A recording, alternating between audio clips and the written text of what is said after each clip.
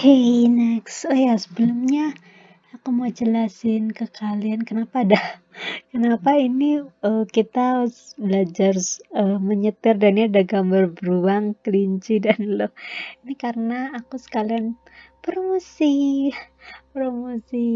desain aku.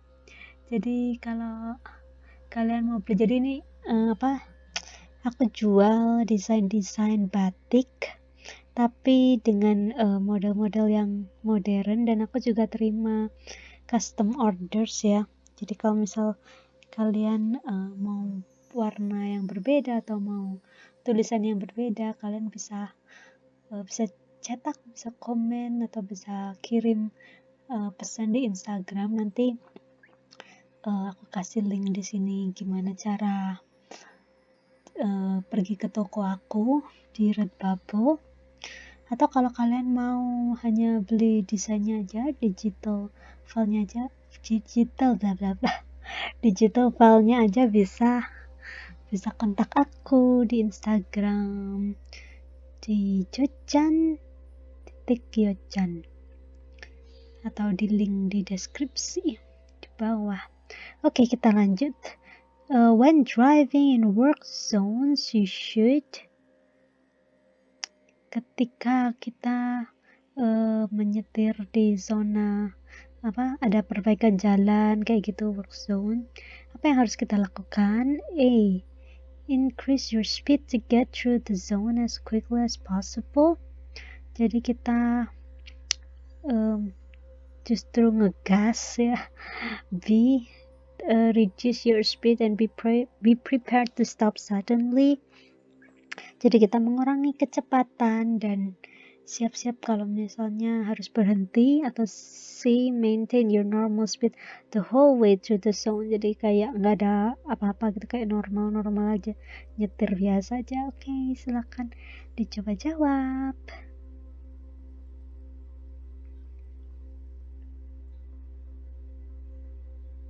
Dan jawabannya adalah B. Jadi ketika driving in work zone, kita harus reduce our speed and be prepared to stop suddenly. Ya, ini maksudnya make sense lah ya. Di Indonesia juga kayak gitu. Oke. Halo, balik lagi. Okay, next, you want to make a right turn at an upcoming intersection. You should slow down and, jadi ketika kita ingin belok kanan di perlintasan berikutnya, di persimpangan berikutnya, kita harus mengurangi kecepatan. Dan yang A itu move toward the left side, jadi pergi ke jalur kiri, pindah ke jalur kiri. B. Menghindari nyetir di jalur sepeda. C.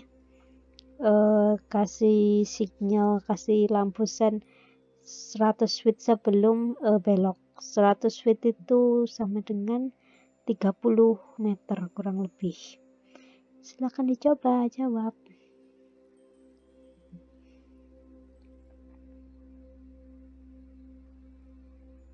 Dan jawabannya adalah C. Signal for 100 feet before turning. Ini sama ya, kalau di Indo juga kayak gitu, kurang lebih sama lah. Jadi ya lumayan, pertanyaan yang lumayan gampang.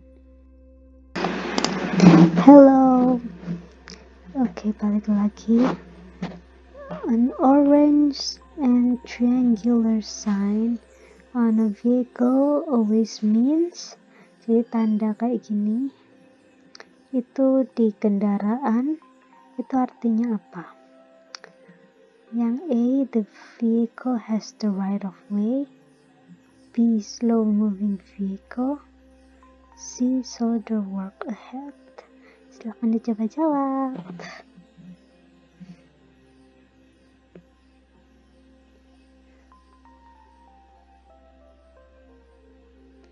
Oke, jawabannya adalah B, slow moving vehicle. Jadi kalau ada kendaraan ini kendaraannya itu biasanya pelan gitu, dan biasanya kendaraan yang besar-besar atau kendaraan yang untuk perbaikan jalan kayak gitu artinya. By the way, ini desain aku yang terbaru. Jadi kalian bisa beli baju, mug, terus phone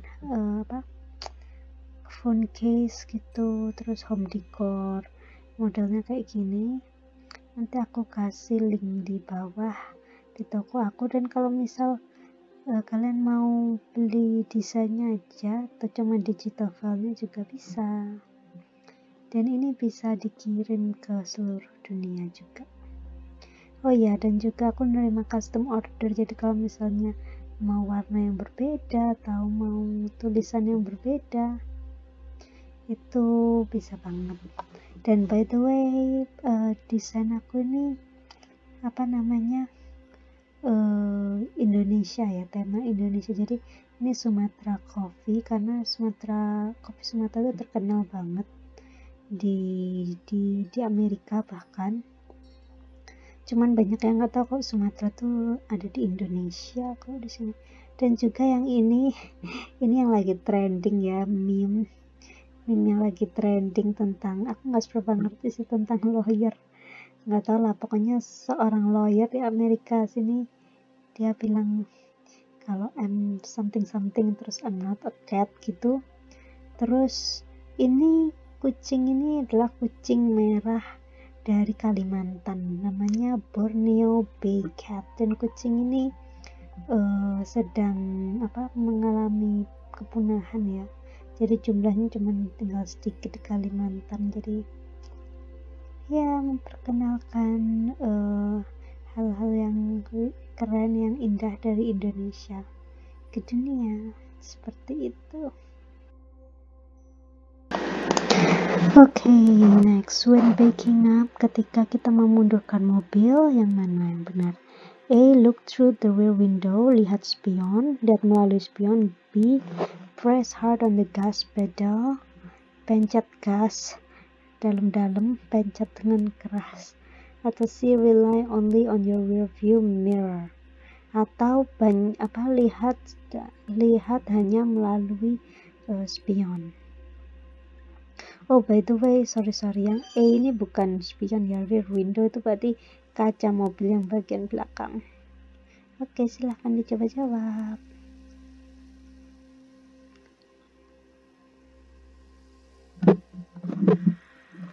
Oke, dan jawabannya adalah A. Jadi ketika kita mundur mobilnya, kita harus look through the rear window. Jadi kita harus menoleh kepala kita ke belakang. Jadi kita nggak boleh hanya bergantung dengan spion aja, tapi kita harus menoleh ke belakang, karena kalau kita menoleh ke belakang tuh kita bakal benar-benar tahu apa yang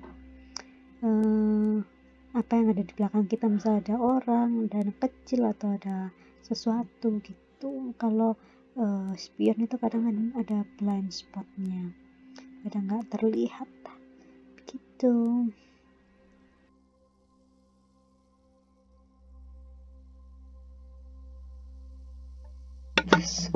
Okay, next.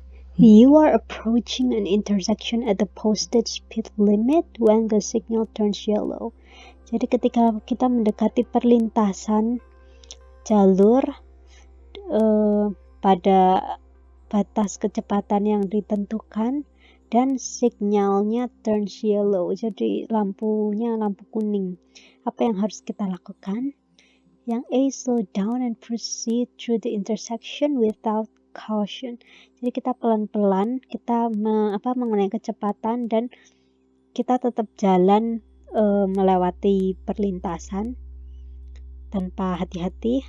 Atau B, speed up to cross the intersection. Jadi cepat-cepat kita menyeberang perlintasan sebelum lampu merah ya. Dan C, berhenti sebelum masuk di perlintasan, di perempatan gitu. Kalau bisa, kalau nggak bisa tetap jalan gitu. Yang mana? Silahkan dicoba jawab.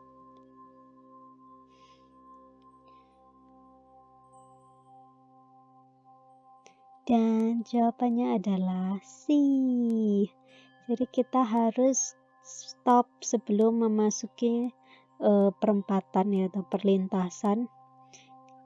Kalau misal lampu udah kuning, kecuali kalau misalnya kalian di belakang itu sudah ada mobil yang mungkin kecepatannya lumayan tinggi, jadi nggak bisa stop langsung. Nah itu boleh langsung nyebrang ke perempatan atau perlintasan gitu. Okay, next. A person may legally ride in the backup of a pickup truck when. Jadi orang boleh secara legal tuh naik di belakang pickup truck. Yang pickup truck itu ketika A. The sides of the pickup bed are at least 24 inches high. Jadi boleh kalau misalnya pickup bednya itu minimal 24 inch itu setengah meter ya, 60 cm kurang lebih. Atau B. The back of the pickup is covered with a camper shell. Jadi pickup di belakangnya itu tertutupi oleh camper shell. Camper shell tuh kayak gini ya, jadi belakangnya tertutupi. Nih camper shell. Atau in a secure seat and while using an approved safety belt. Yang C, kalau ada tempat duduk yang aman dan ada sabuk pengaman. Yang mana yang boleh secara legal? Silahkan dicoba jawab.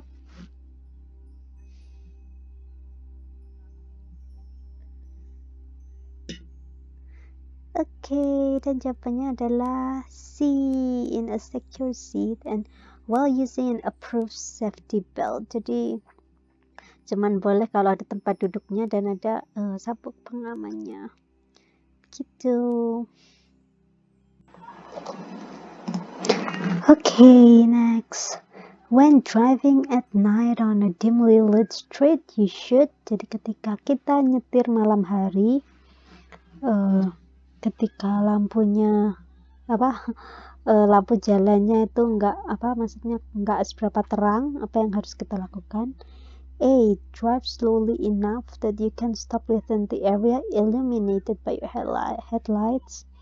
Jadi A itu kita harus nyetir pelan-pelan. Jadi kalau misalnya kita bisa berhenti dalam area yang lampu utama mobil kita, headlights kita tuh bisa menyinari ya. Yang B, turn on your high beam headlights to better see the vehicle ahead of you. Nyalakan lampu yang high beam untuk melihat lampu besar ya, untuk melihat lebih baik, untuk bisa melihat kendaraan sekitar kita lebih baik. C, keep the instrument panel lights bright to be more visible to other drivers. Jadi nyalakan ini instrument panel lights sehingga lebih kelihatan buat driver, buat pengendara yang lain. Silakan dicoba jawab.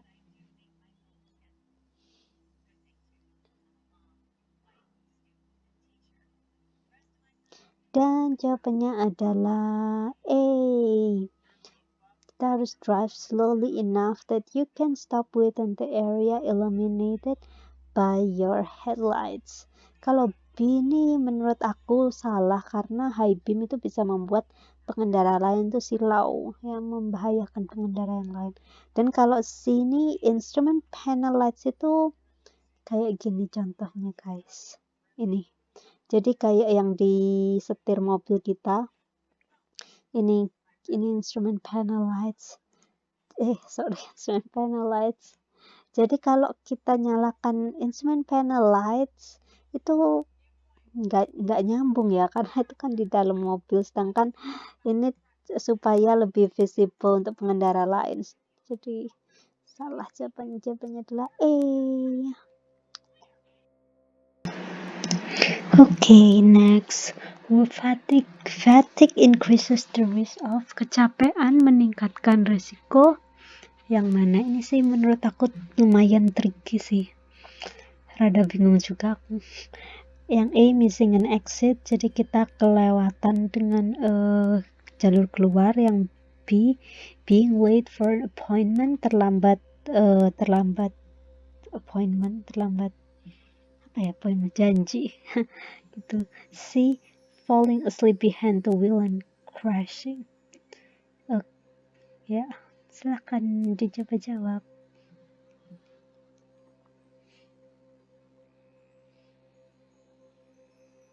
Oke, jawabannya adalah C, falling asleep behind the wheel and crashing. Jadi kecapean meningkatkan resiko ketiduran waktu menyetir dan meningkatkan resiko kecelakaan. Itu lumayan ya kayak gitu. Entah kenapa jawabannya bukan missing an exit, karena itu kan juga mungkin juga kan maksudnya untuk ini, cuman mungkin karena ini kan ujian menyetir, jadi mungkin lebih make sense yang falling asleep. Kalau misal kalian punya pendapat lain bisa komen di bawah.